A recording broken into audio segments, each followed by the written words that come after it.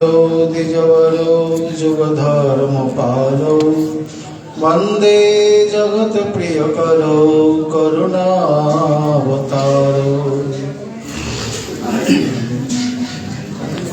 वृन्दावने विहरत विविधैर्विनोदै श्रीदासमित्रगुरुवृन्दमुदं विधत्र। वृन्दाश्रमं ललितया च विशाखया च संक्षेपमूर्तिजुगयोश्चरणे प्रपद्ये। श्रीमद्भागवतं नौमि दशैकस्य प्रसादतः अज्ञातानपि जानन्ति सर्वगमानपि।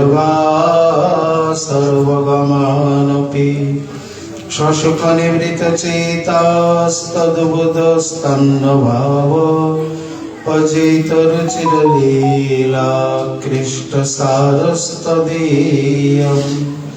वतनुत कृपया जस्तत्तदीपं पुराणम् तमखिलवृजिनाघ्नं वैश्यसूनं नतोऽस्मि। नमो धर्माय महते नमः कृष्णाय वेधसे। ब्राह्मणेभ्यो नमस्कृत्य धर्मान् वक्ष्य सनातनम्। नारायणं नमस्कृत्य नरं चैव नरोत्तमम्। देवीं सरस्वतीं व्यासं ततो जयमुदीरये। या दृष्टा निखिलाघसङ्घशमने स्पृष्टा वपुपावने। रोगानामभिवन्दिता निरसने सिक्तान्तकत्राशिनी। प्रत्याशक्तिविधायिनी भगवत् कृष्णस्य संरोपिता। नस्ता तच्चरणविमुक्तिफलदा तस्यै तुलस्यै नमः। जय रूप सनातन भट्ट रघुनाथ श्रीजीव गोपाल भट्ट दास रघुनाथ। এই ছয় গোসাইয়ের করি চরণ বন্দন। যা হইতে বিঘ্ন নাশ অভীষ্ট পূরণ। বাঞ্ছা কল্পতরুভ্যশ্চ কৃপা সিন্ধুভ্যৈব চ পতিতানাং পাবনেভ্যো বৈষ্ণবেভ্যো নমো নমঃ। সবশ্রোতা বৈষ্ণবে চরণে নমস্কার। সবে মিলে চরণ ধুলি শিরে দাও আমার।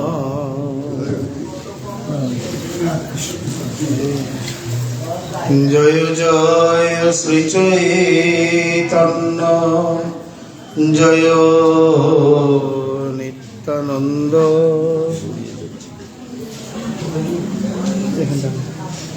জয় অদ্বৈত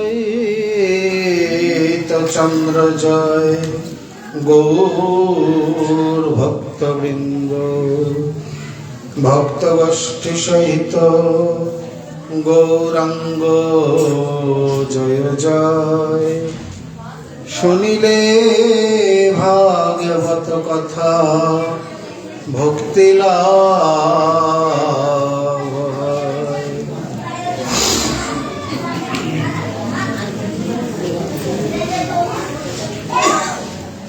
বৃন্দাবনে কল্পদ্রুমে সুবর্ণ সদন। মহাযোগ পীঠে তাহা রত্ন সিংহাসন। ভাবে তাহে বসে আছে সদা ব্রজেন্দ্র নন্দন। শ্রী গোবিন্দ দেব নাম সাক্ষাৎ মদন। কলিযুগ পাবন অবতার শ্রী শ্রীকৃষ্ণ চৈতন্য মহাপ্রভুর অতি অন্তরঙ্গ প্রিয় পার্ষদবর গৌড়ীয় আচার্য কুল ভাস্কর পরম বিরক্ত শিরোমণি কবিকুল মুকুটমণি বিশ্ব বৈষ্ণব রাজসভা সভাজন ভাজন শ্রী শ্রী রাধা কুণ্ডাশ্রয়ী শ্রী শ্রীল কৃষ্ণদাস কবিরাজ গোস্বামী চরণ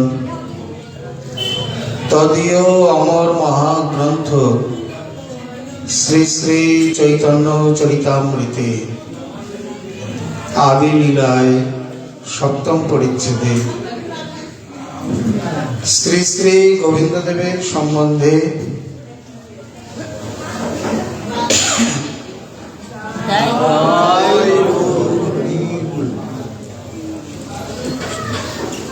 মঙ্গলাচরণ বিধান করতে গিয়ে বলছেন,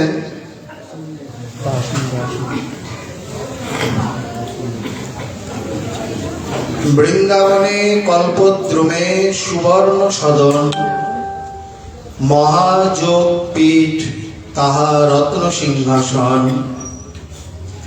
তাহে বসি আছে সদা ব্রজেন্দ্র নন্দন। শ্রী গোবিন্দ দেব নাম সাক্ষাৎ ব্রজেন্দ্র নন্দন, সাক্ষাৎ মদন। দিব্যর বৃন্দারণ্য কল্পদ্রুমাধ শ্রীমদ রত্নাগার সিংহাসনস্থ। শ্রীমদ রাধা শ্রীল গোবিন্দ দেব পৃষ্ঠাদিভি সেব্যমান স্মরামি।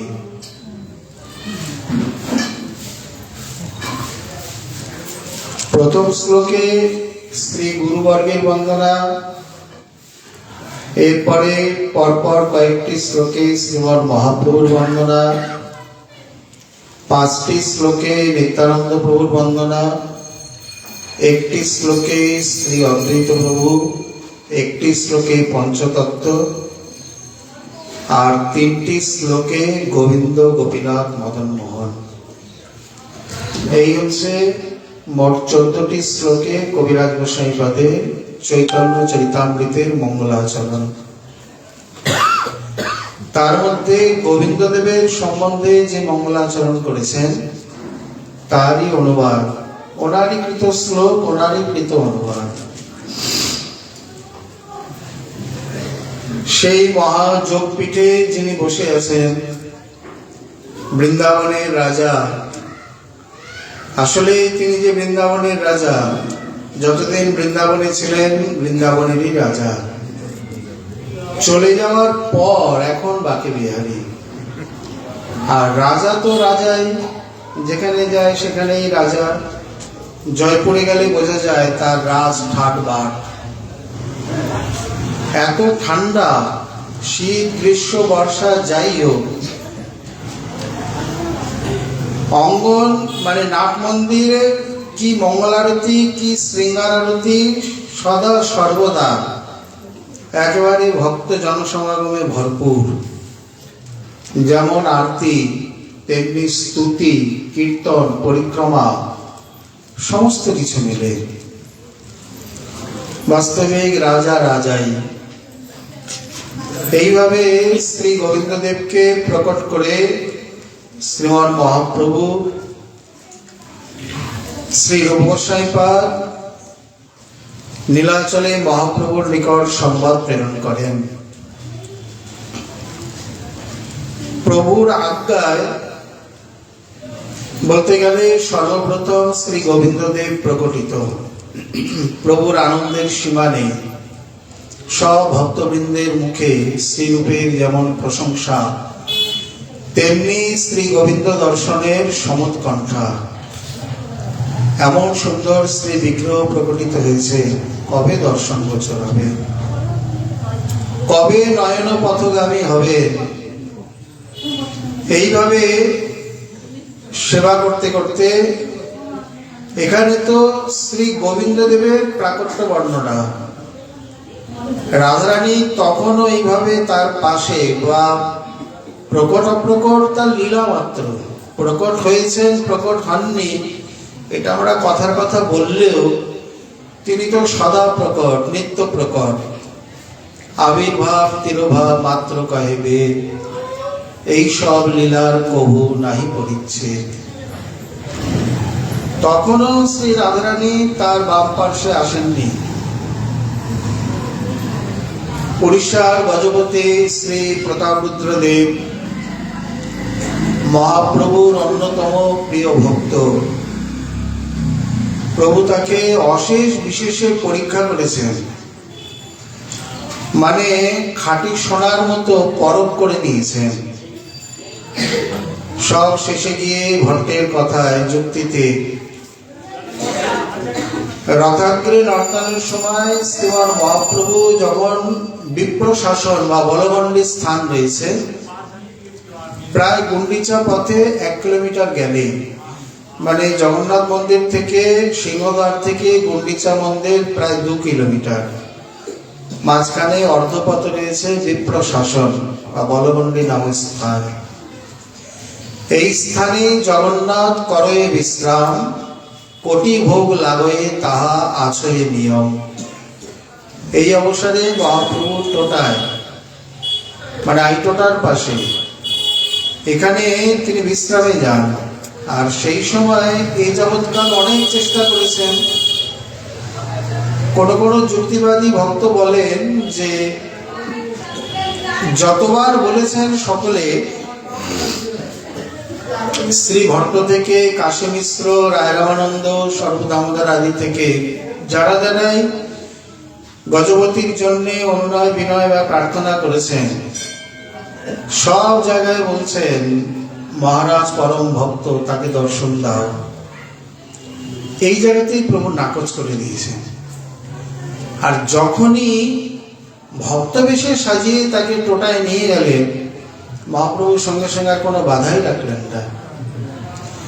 নৃপতি নৈপুণ্যে করেন পাদ সম্বাহন, জয়তী তেধিকং অধ্যায় করেন পঠন। তুষ্ট হইয়া প্রভু তারে কইল আলিঙ্গন, ইহা নাহি জানে এহ হয় কোন জন। তাহলে প্রভু এতদিনের এত বাধা, এত নিষেধ, এগুলো কি দরকার ছিল? এইখানে যেন প্রকারান্তরে আচরণে বুঝিয়ে দিলেন রাজ দর্শন নিষিদ্ধ, কিন্তু ভক্ত দর্শন তো নিষিদ্ধ নয়। বলে যে রাজা সেই তো ভক্ত, যে ভক্ত সেই তো রাজা। তথাপি বেশের একটা গুরুত্ব আছে। রাজা তো রাজবেশেই আসছেন, বা তারা তো রাজার কথাই বলেছেন। যখন সাধারণ একজন ব্যক্তি বা কেউ বিরক্ত বেশ ধারণ করে সন্ন্যাসী হয়ে যায়, তখন তো সন্ন্যাসী বুদ্ধিতে সকলেই তাকে প্রণাম করে। এমনকি তার গর্ভধারিণী বাদে তার জন্মদাতা পিতা পর্যন্ত তাকে প্রণাম করে। গর্ভধারিণী কেবল প্রণাম করে না, আর সন্ন্যাসী হলেও গর্ভধারিণীকে অবশ্যই প্রণাম করবে। তাহলে এখানে বেশের মর্যাদা, ভক্তমালে বেশের কত কত মহিমা আছে। অতএব যখন তিনি ভক্ত বেশে, মন তো বলে গেছে আগে, তুচ্ছ সেবা করে বৈশে রাজ সিংহাসনে, মহাপ্রভুর কৃপা পাইল সেই সেবা গুণে। প্রভু দেখছেন রাজা হয়ে ঝাড়ু দিয়ে যাচ্ছে জগন্নাথের সামনে দিয়ে দিয়ে, এই সেবা দেখেই মহাপ্রভুর মন করে যায়। যদ্যপি সবকিছুরই একটা যেন সময়, নির্ধারিত সময় রয়েছে। এইভাবে উনি জানেন না যে প্রতাপরুদ্র কে, বলে জানেন, কিন্তু এখন আর সেই সমস্ত বাধা, সংকোচ, নিষেধ উপেক্ষা করে তাকে কৃপা করলেন। ইতিপূর্বে তার যে পুত্র শ্রী পুরুষোত্তম জানা,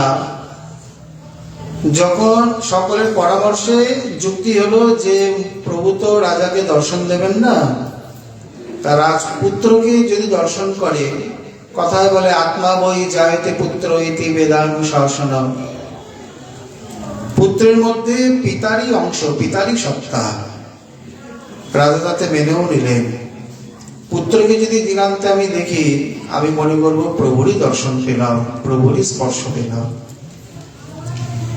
সুন্দর শ্যামল শরীর, পীতাম্বরধারী মহাপ্রভু তাকে দেখে তার কৃষ্ণ স্ফুরণের উদ্দীপক হয়ে উঠল। মহাপ্রভু তাকে আলিঙ্গন করলেন।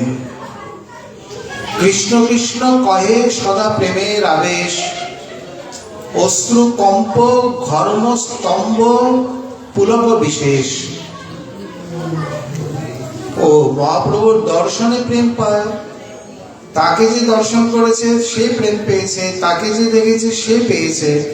আর এখানে তো সাক্ষাৎ কৃষ্ণ প্রেমা পায় যার দূরদর্শনে, হেন কবু নাহি শুনি না পুরাণে বাখানে। দূর থেকে রাজার স্ত্রীগণ দেখলেন হাতির পিঠে উঠে মহাপ্রভু নৌকা করে যখন পার হচ্ছেন, সেইখানে দেখে পালকিতে মানে হাতির পিঠেই মহিষীগণ প্রেমাবেশে মূর্ছিত হয়ে পড়লেন।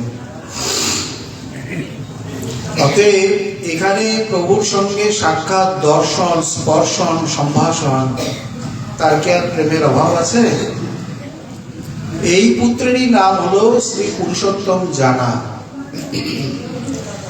ইনি পরবর্তীকালে এই জানা উপাধি আমরা মেদিনীপুরেও অনেক দেখি। মেদিনীপুরের অঞ্চলে মানে যেখান থেকে উড়িষ্যার সংলগ্ন, এখানকার ভাষাগুলো অনেকটা উড়িয়াদের মতনই।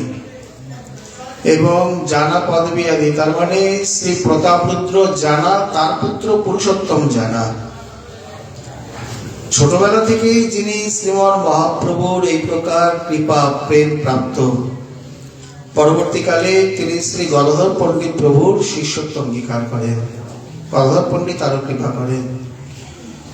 অতএব তিনি যখন শুনলেন যে বৃন্দাবনে শ্রী গোবিন্দ, গোপীনাথ, মদন মোহন ইত্যাদি প্রকটিত হয়েছেন, তিনি গোবিন্দ আর মদন মোহনের জন্য দুই মূর্তি রাধারানী পাঠান, মানে রাধারানী তৈরি করে। কিন্তু মদনের কি ইচ্ছা, পূজারীকে স্বপ্নাদেশ দিয়ে বলছেন ওই দুজনকেই আমার কাছে নিয়ে আসো, অন্য জায়গায় যাওয়া যাবে না। একই স্বরূপ, একই বিগ্রহ, কত ভাগাভাগি, কত কাড়াকাড়ি। বিগ্রহের লীলা শুনলে দেখলে হাসি লাগে। যখন সাক্ষী গোপাল আর আলালনাথ এলেন, প্রথমে তো পুরীর মন্দিরেই ছিলেন।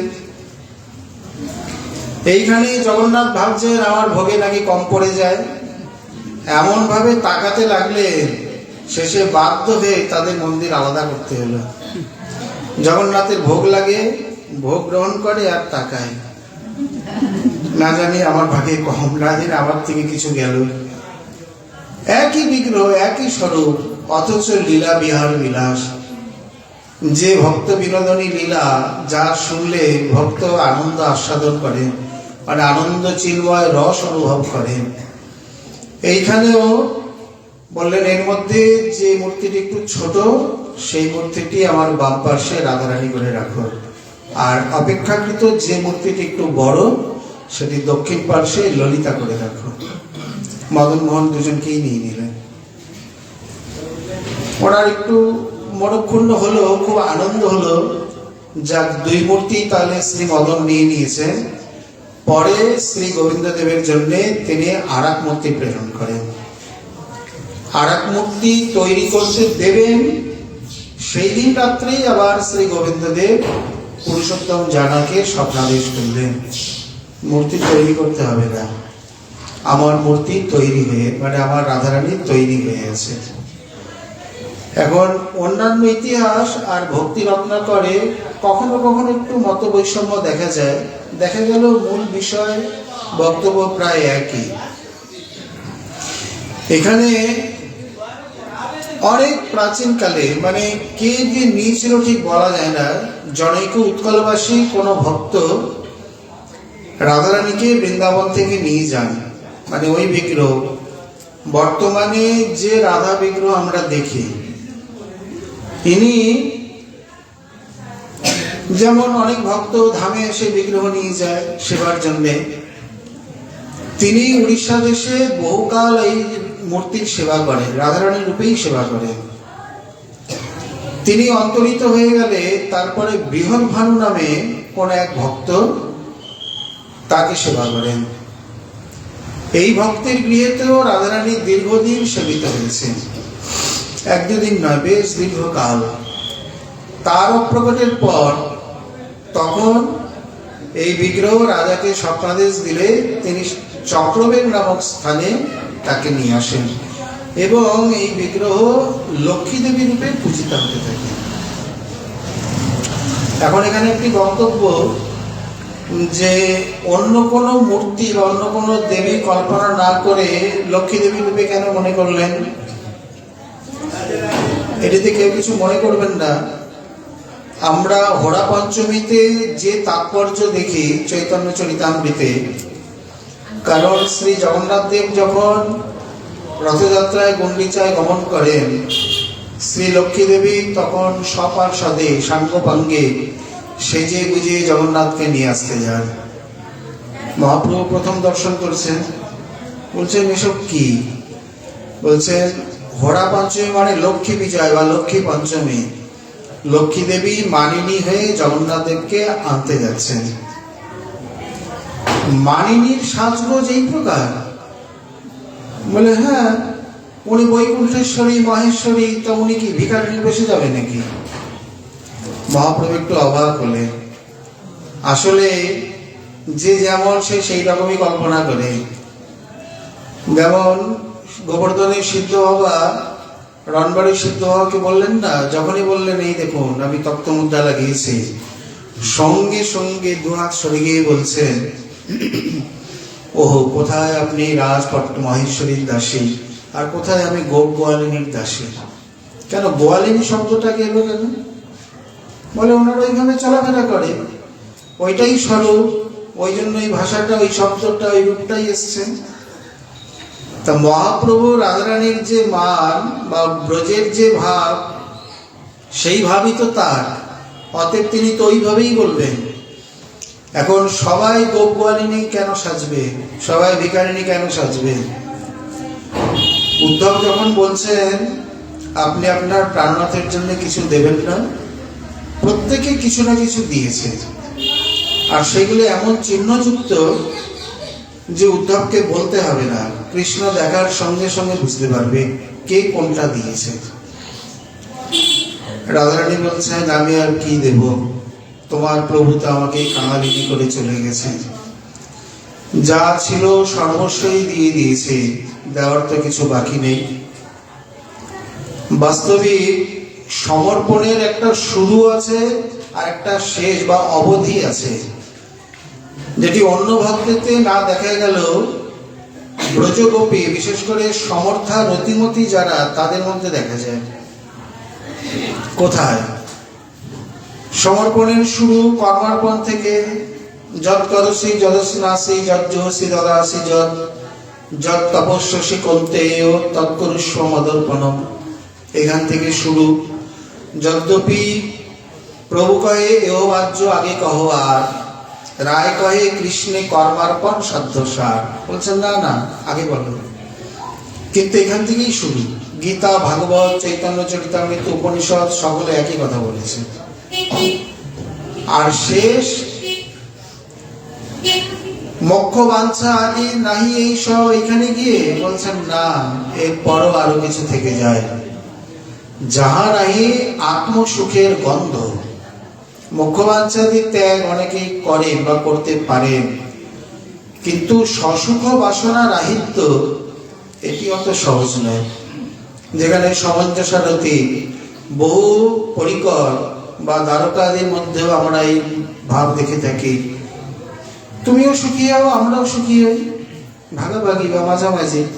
কেবল একজনকে সুখী করব, মানে তোমাকে সুখী করে যাব, আমি কোনোদিন সুখী হব না বা সুখ লাভের বাসনা নেই, সুখী হবে না তা ঠিক নয়, সুখ তো হবেই। অমৃত পান করলে অমৃতের কাজ করবে, বিষের কাজ বিষ করবে, বরফে নাড়াচাড়া করলে বরফের গুণ শীতলতা আদি প্রাপ্ত হবে। কিন্তু একটা হলো চাওয়া আর একটা হলো পাওয়া, দুটির মধ্যে বিরাট পার্থক্য। কারণ প্রিয় প্রভু খুব সুন্দর করে বুঝিয়েছেন। বিশেষ করে ভক্তের জীবনে, ভক্তের ক্ষেত্রে পাওয়াটা খুব বেশি দোষের নয়, যতটা দোষের চাওয়াটা। অনায়াসে পেলেন বা ভজন করতে করতে স্বাভাবিকভাবে আসছে, বা তিনি তাকে সৎ কাজে, দেশের যশের বা সমাজের মঙ্গলের জন্য ব্যবহার করছেন, সেটা একটা আলাদা কথা।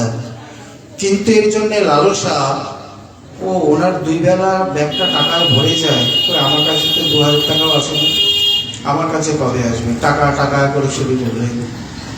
এই চাওয়াটাতেই বড় গণ্ডগোল। এইখানেই শ্রী প্রভু গিয়ে বলছেন, শুদ্ধা ভক্তি কেবল সুদূর লভা নয়, সুদূর বদ্ধাপি। আগে বুঝবে তবে না চাইবে, তবে না সুলভ হবে। বোঝাই যায় না, এই জন্য দুর্লভ হয়ে থাকে, কঠিন হয়ে থাকে। তো যাই হোক, এখানে যেমন মনের ভাব তেমনি তিনি সেইভাবেই বলছেন। স্বরূপকে বলছেন, স্বরূপ প্রভু কয়, স্বরূপ কহ ব্রজ দেবীর মানের প্রকার। এই স্বরূপ দামোদর শুরু করলেন। আর ওদিক দিয়ে শ্রীবাস, উনি আবার শ্রী নারদ বৈকুণ্ঠে গতাগতে, উনি নিলেন লক্ষ্মী দেবীর পক্ষ, আর ইনি নিলেন ব্রজের যেহেতু ললিতা সখী, ইনি নিলেন ব্রজদেবীগণের পক্ষ।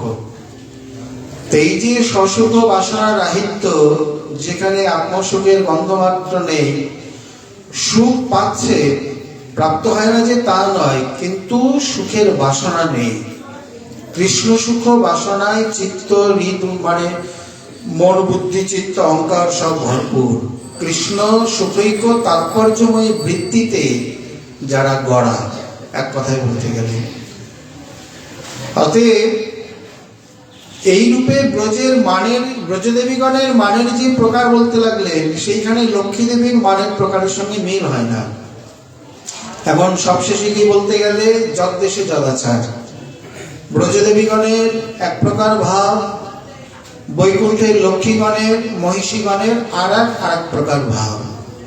আর লক্ষ্মী দেবী এইভাবে সেজে গুজে যান, তিনি বৈকুণ্ঠেশ্বরী, তার যত আভূষণ, বস্ত্র, লোকজন, পরিকর, তিনি সেইভাবে। সাধারণত এই থেকে উড়িষ্যাবাসী বা পুরীবাসী বিশেষ করে, তাদের মনের মধ্যে যেন লক্ষ্মী দেবী আসন পেতে বসে আছেন। এই জন্যে রাধা বিগ্রহ পাওয়ার পরও, বা এতদিন সেবিত হওয়ার পরেও, এখানে শ্রী লক্ষ্মী দেবী রূপে তিনি পূজিতা হতে লাগলেন। দীর্ঘদিন এইভাবে তিনি পূজিতা হচ্ছেন, উনিও কিছু বলেননি, আর এই পূজার কোনো ব্যতিক্রম হয়নি।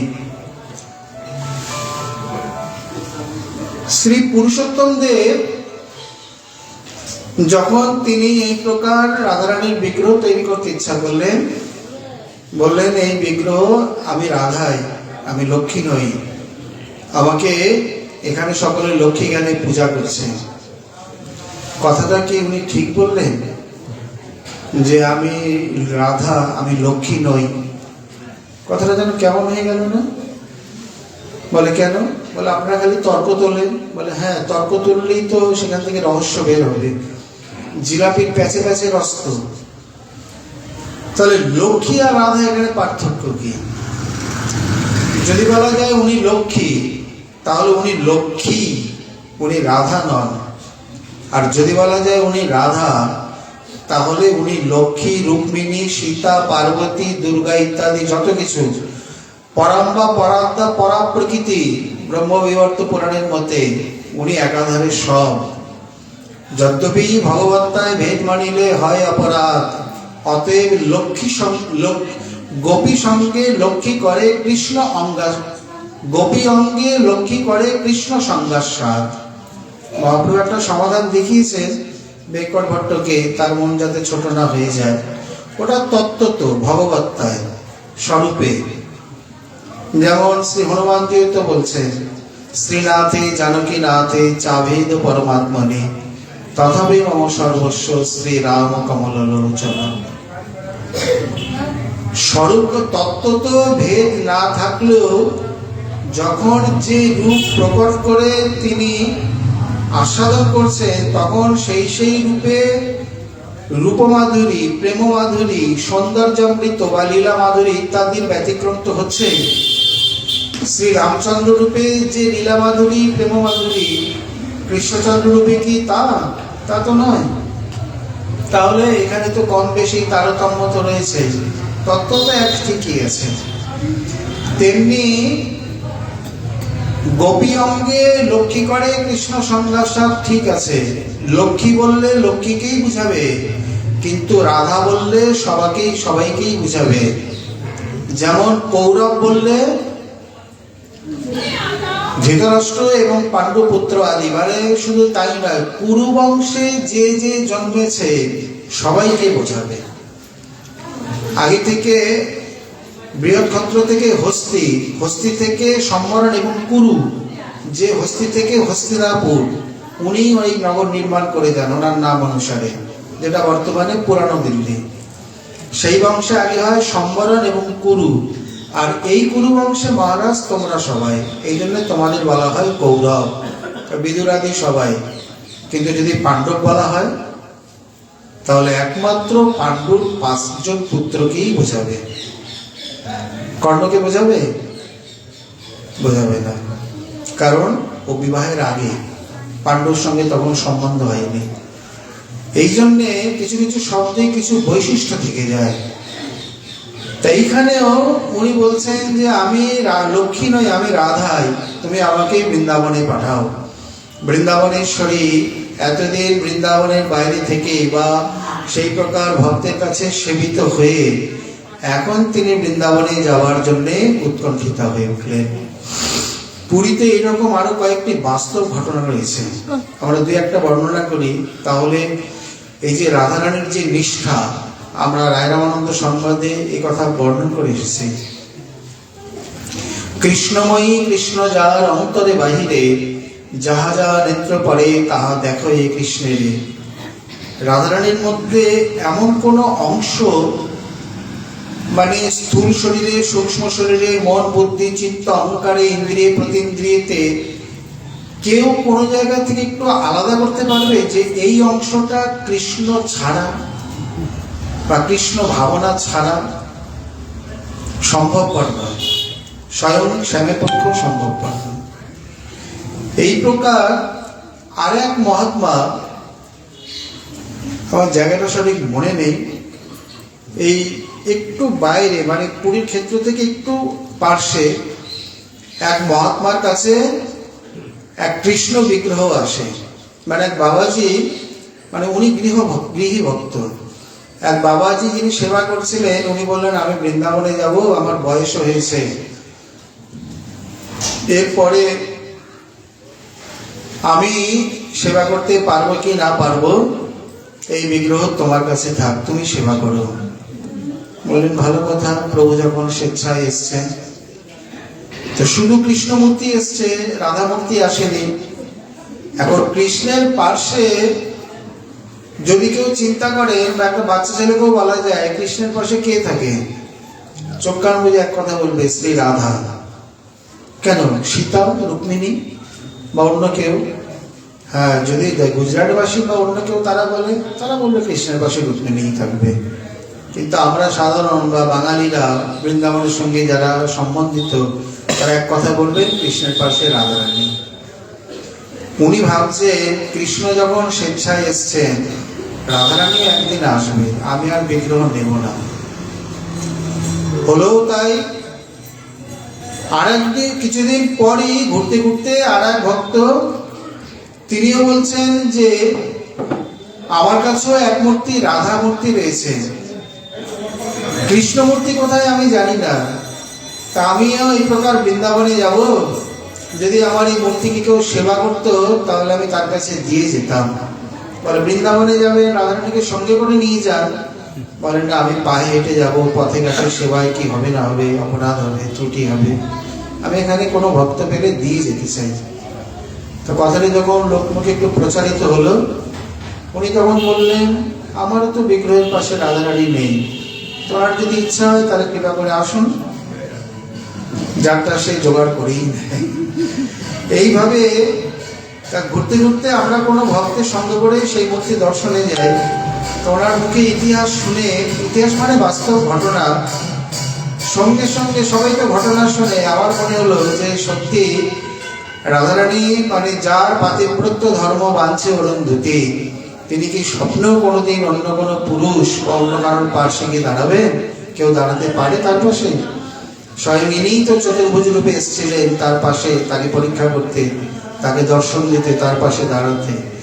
তার সাধ্য হয়নি, অন্য ভগবত পুরুষ আসবেন কিভাবে? এইভাবে শ্রী রাধারানী তিনি আবার পুরুষোত্তম জানা কর্তৃক বৃন্দাবনে আনিত হয়ে শ্রী গোবিন্দের পার্শ্বে উপনীত হলেন। এই হলো শ্রী শ্রী রাধা গোবিন্দ দেব। বলি রাধা গোবিন্দ দেব জিউ কি। এইখানে কবিরাজ গোস্বামী এই জন্য বলছেন, পরবর্তীকালে এর সেবা পূজার যে বিধিবিধান, এইখানে ভক্তি রত্নাকরের সঙ্গে কিছু ভেদ দেখা যায়। ওখানে বলছেন শ্রী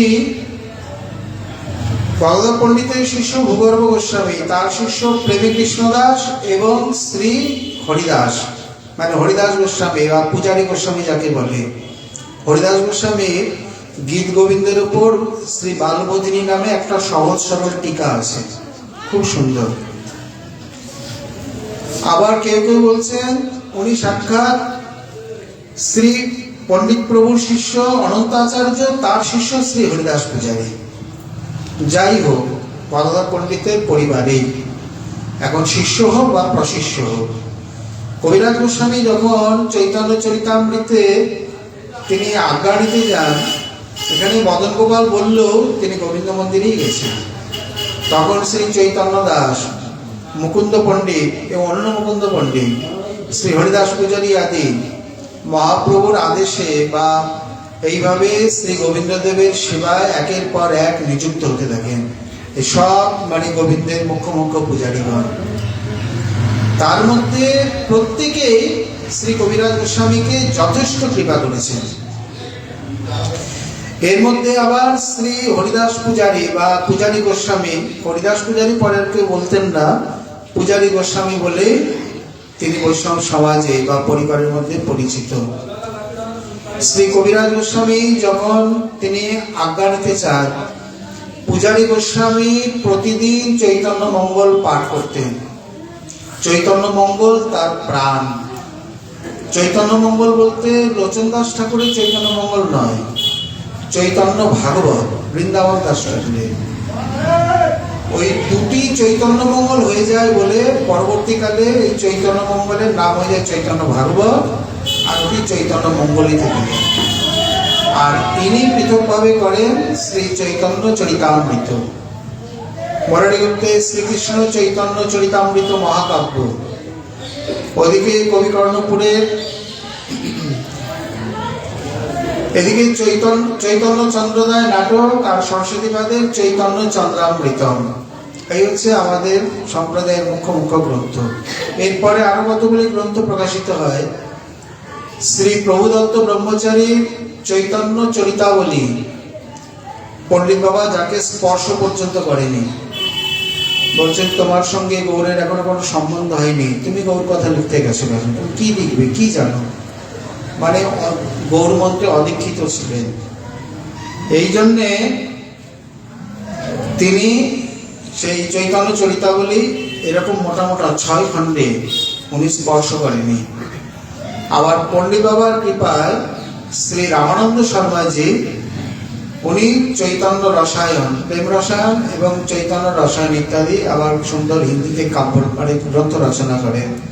সেই গ্রন্থ আবার খুব সমাদৃত হয়। আসলে মহৎ কৃপা কি জিনিস, মানে মহৎ অনুমোদন মানে একটা বড় সার্টিফিকেট। উনি বলে দিলেন হ্যাঁ বৈষ্ণব সমাজে সেটা গ্রাহ্য, আর উনি নিষেধ করে দিলেন বৈষ্ণব সমাজে সেটা অগ্রাহ্য।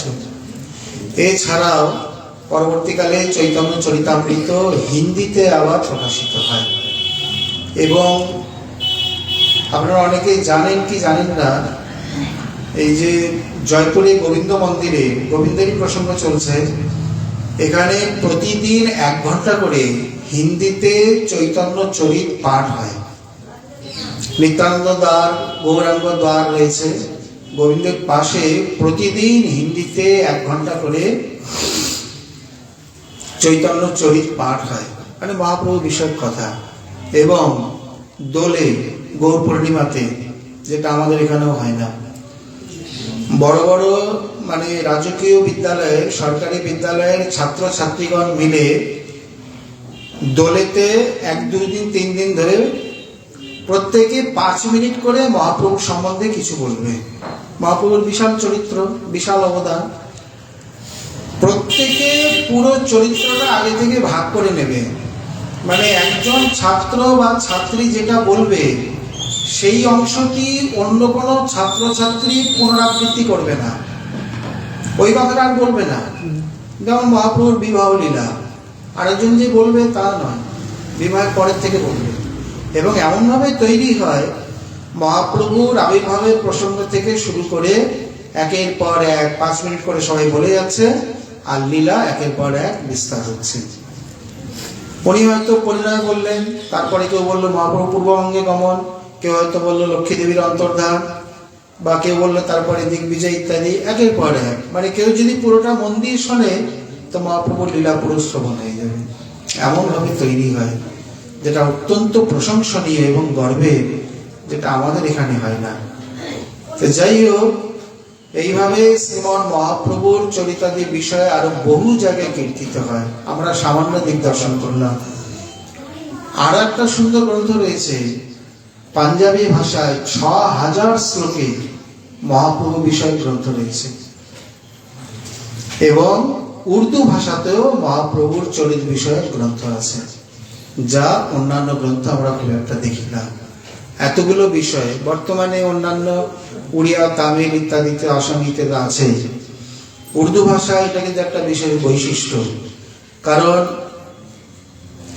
স্ত্রী মানে মীরাবাইজির যেমন কিছু মহাপ্রভু বিষয়ক পদ আছে, সম্রাট আকবরেরও মহাপ্রভু বিষয়ক পদ আছে, এবং পদাবলীতে সেটা ধরেছেন।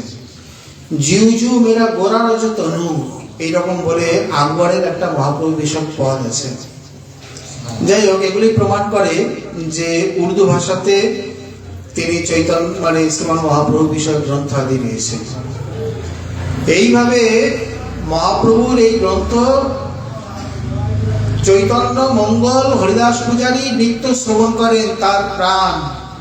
কিন্তু প্রত্যেকে এইখানে মহাপ্রভুর মধ্যলীলা আদি পর্যন্ত সমাপন করে শেষ করে দিয়েছেন, তারপরে আর নেই।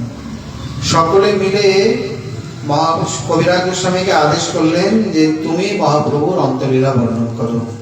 মহাপ্রভুর লীলাবলীর মধ্যে অন্তলীলা সব থেকে গুরু গম্ভীর। একে তো গম্ভীরা লীলা, আর তেমনি গম্ভীর। হয়তো অনেকেই এই জন্যে অন্তলীলাতে হাত দেননি। উনি মনে ভাবলেন সকলে আদেশ তো করলেন, তার মধ্যে সব থেকে বেশি কৃপা করেছিলেন এবং মুখ্য কৃপা করেছিলেন শ্রী হরিদাস পূজারী বা পূজারী গোস্বামী। তথাপি উনি শ্রী গোবিন্দদেবের কাছে, মদন গোপালের কাছে গিয়ে আজ্ঞা প্রার্থনা করলেন। এবং এই ঘটনা আমরা সবাই জানি, গোবিন্দদেবের লীলা বলে এই জন্য আমরা বর্ণন করছি। সঙ্গে সঙ্গে সেই মালা মানে আজ্ঞামালা তার কণ্ঠদেশে উপস্থিত হয়।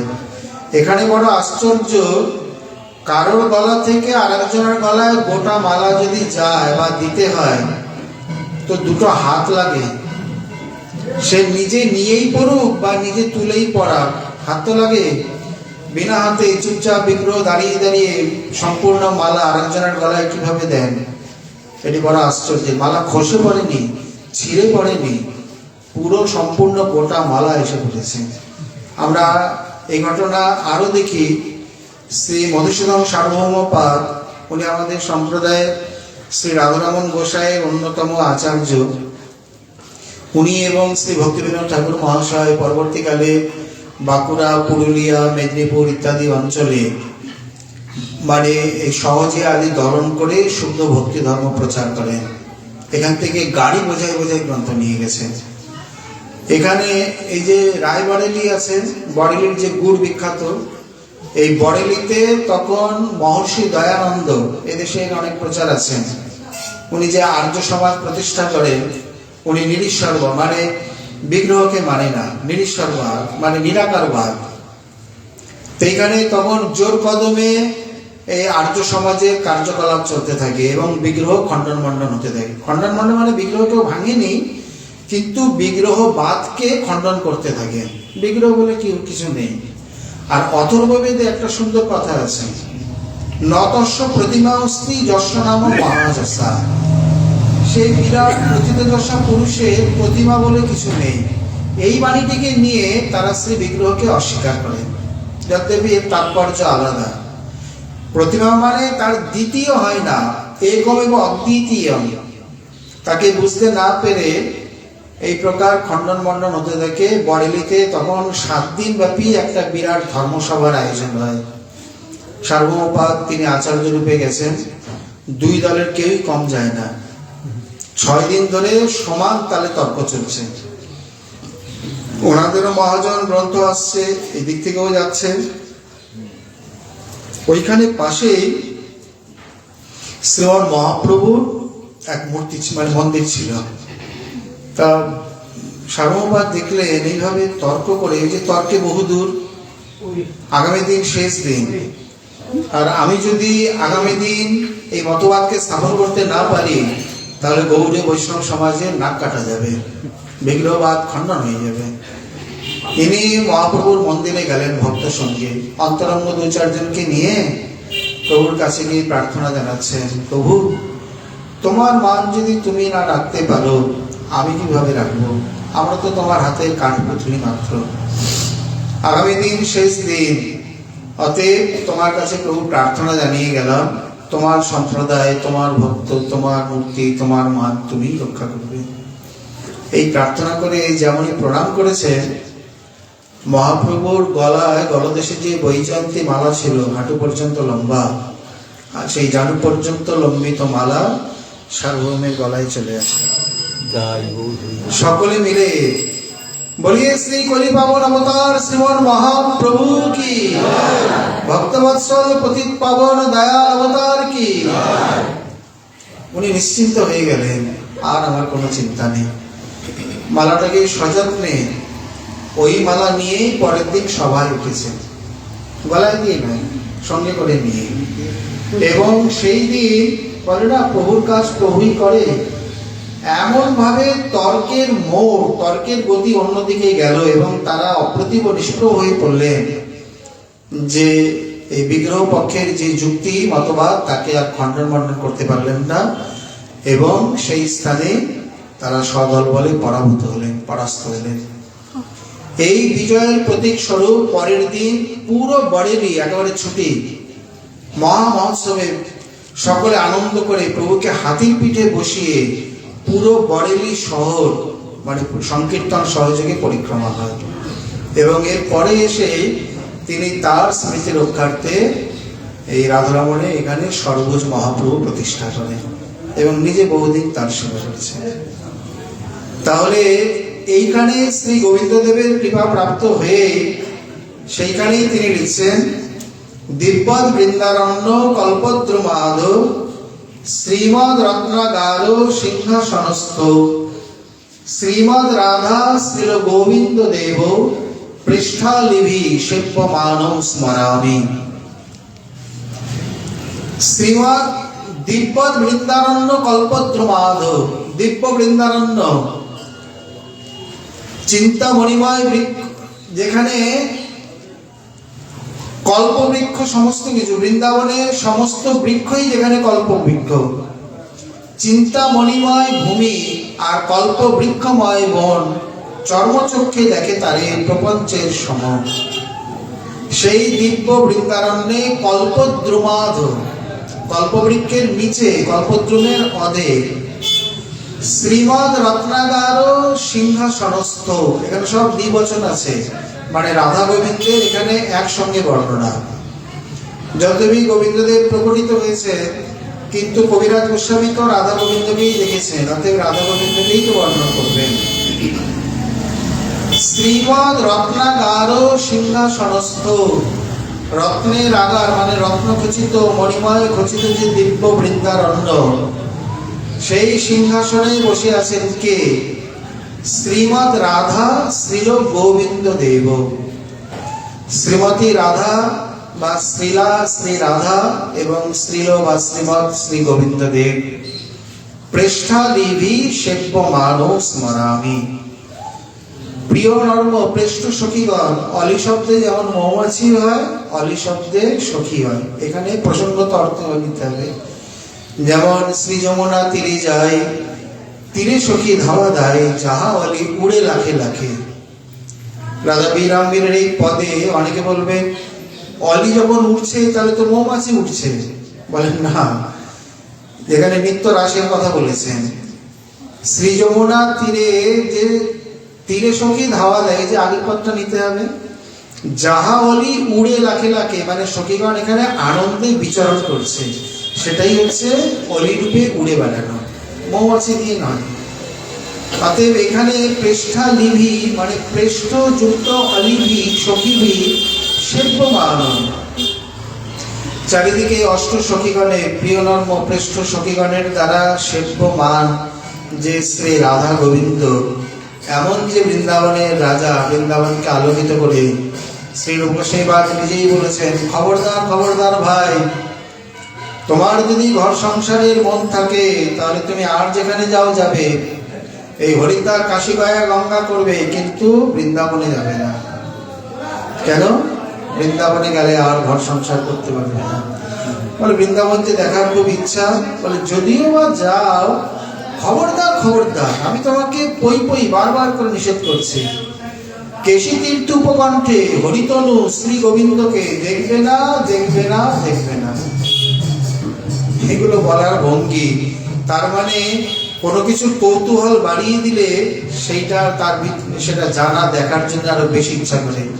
যদি বলে ওই ওই ওই ঘরে যাবে না, ওই ঘরে দরজাটা দিয়ে রাখুন, তখন মনে হয় না যেন ওই ঘরটাতে কি আছে, ওরা সবসময় তালা দেয় কেন, তখন ওই ঘরটা দেখার জন্য লালসা বাড়ে।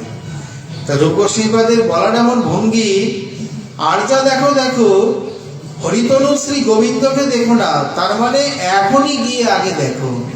বাস্তবিক গোবিন্দের যে মাধুরী অপূর্ব, অচিন্তনীয়, অনির্বচনীয়।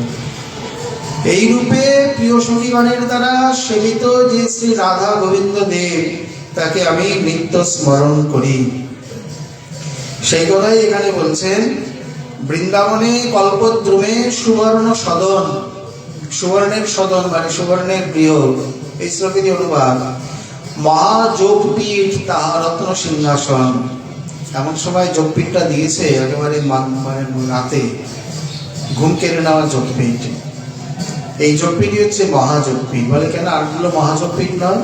বলে রাত্রিকালীন লীলার যে আস্বাদন, দিবাকালীন লীলার সেই আস্বাদন নয়। এই জন্যে এর পার্শ্বে নৈরিতকোণে রয়েছে এদিকে শ্রী গোপালাদি, একদিকে বৃন্দাদেবী, আর একদিকে রয়েছে শ্রী যোগমায়া। যোগমায়া হয়তো অনেকে দর্শন করেছেন বা অনেকে জানেন না। এই যে মানে নবরাত্রিতে, মানে আশ্বিনী শরৎ নবরাত্রিতে, বিশেষ করে অষ্টমী নবমী, এই সময় যোগমায়ের দর্শন মানে দরজা খোলা থাকে। যারা যারা দর্শন করেননি অতি অবশ্যই এই সময় গিয়ে বৃন্দাবনে গোবিন্দ মন্দিরে, পুরানো গোবিন্দ মন্দিরে পাশেই পরিক্রমা দিতেই এই ছোট মন্দির পরে নিচে গুহাতে সেই যোগমায়ের দর্শন। এই সমস্ত পরিবারের সঙ্গে তিনি অবস্থান করছেন। মহাযোগপীঠ তাহা রত্ন সিংহাসন, তাহে বসিয়ে আছে সদা ব্রজেন্দ্র নন্দন। সদা মানে নিত্যকালই বসে আছেন। বলে জয়পুরীতে চলে গেছেন, বলে এই তো লীলা মাত্র। এখানে তিনি পরিষ্কার বলছেন, কৃষ্ণকে বাহিরে নাহি করহ ব্রজ হইতে, ব্রজের বাহিরে কৃষ্ণ না যান কাহাতে। বিগ্রহ রূপে ইত্যাদি রূপে অনেক লীলাবিলাস বিহার করছেন। যদ্যপি যে কথা রূপ গোস্বামীকে যিনি বলছেন উনি কে? উনি তো স্বয়ং কৃষ্ণ, উনি তো তখন ব্রজের বাইরে, আবার বলছেন ব্রজের থেকে বের করো না। এগুলো সব লীলা, মানে তত্ত্ব আর লীলা একসঙ্গে সামঞ্জস্য করে বুঝতে হবে। উনি যতই বিগ্রহ রূপে গমনাগমন করুক, নিত্য এখানে অবস্থান করছেন। এইখানেরই আর এক প্রসিদ্ধ বিগ্রহ শ্রী সাক্ষী গোপাল, মানে গোপাল জিউ, তিনি দক্ষিণে গিয়ে সাক্ষী দিয়ে আবার এখন বর্তমানে পুরীতে সেবিত হচ্ছেন। শ্রী গোবিন্দ দেব নাম সাক্ষাৎ মদন মোহন, কামবীজ কাম গায়ত্রী জাল পাশন, যিনি এইভাবে শ্রী বৃন্দাবনকে আলো করে অবস্থান করছেন। অতি সংক্ষেপে আজ আমরা ইতিহাস অবলম্বন করে শ্রী গোবিন্দ দেবের প্রাকট্য কাহিনী আস্বাদন করলাম। এই তো আর দুদিন পরে শুক্রবারে বলি শ্রী গোবিন্দ দেব জিউ কি, রাধা রানী কি। পরবর্তী কথাংশ আবার শ্রীমন মহাপ্রভুর কৃপা হলে আগামীকাল আশ্রমে আশা রাখি। আজকে আমাদের শ্রী শ্রী ভাগবতী কথা এখানে নিতাই গৌর হরি গো রাধে।